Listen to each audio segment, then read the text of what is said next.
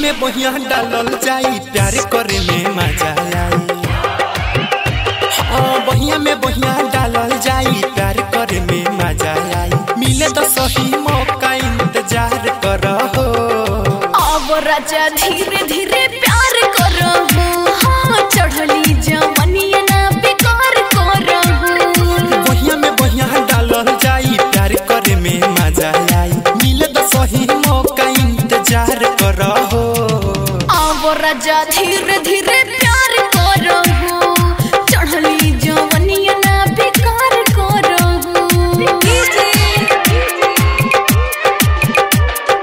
अमित राज दलमालपुर हाट।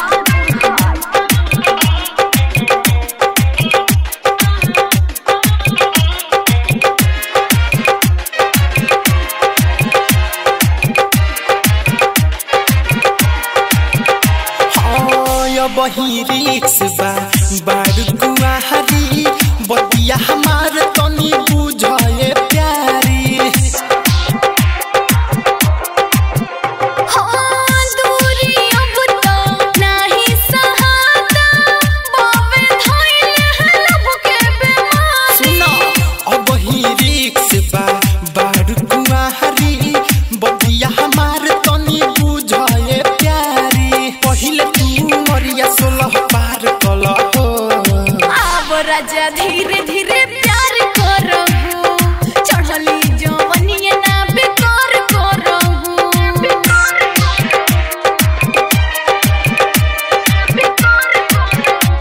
Aditya recording studio माझागर Gopalganj.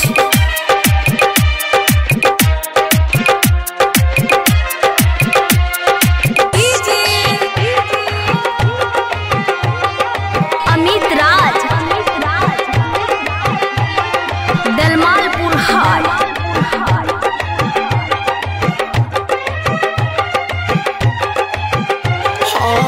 काचे उमर बा बारू हसीना सटबू लगे छुटी पसीना।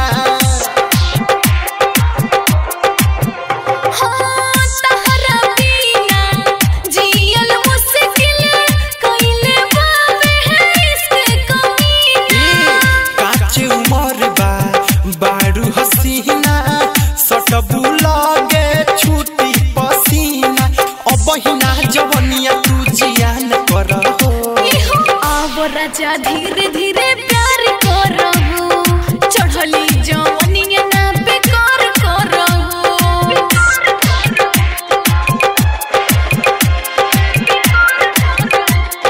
Aditya recording studio माझागर Gopalganj.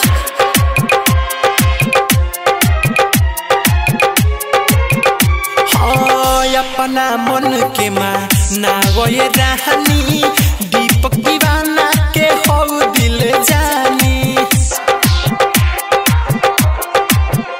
हाँ तोहरा खातिर बा चढ़ली जवानी। अब राजा कल मन मानी। अपना मन के माँ ना गए रानी दीपक दीवाना के हो दिल जानी। कहे मनोज तने श्री दम धरहो। अब राजा धीरे धीरे प्यार करहो। चढ़ली जवनिया ना बेकार करहो। बहिया में बहिया डालल जाई प्यार करे में मजा आई। मिले तो सही मौका इंतजार करहो। अब राजा धीरे धीरे प्यार करहो। चढ़ली जवनिया ना बेकार करहो। अमित राज जा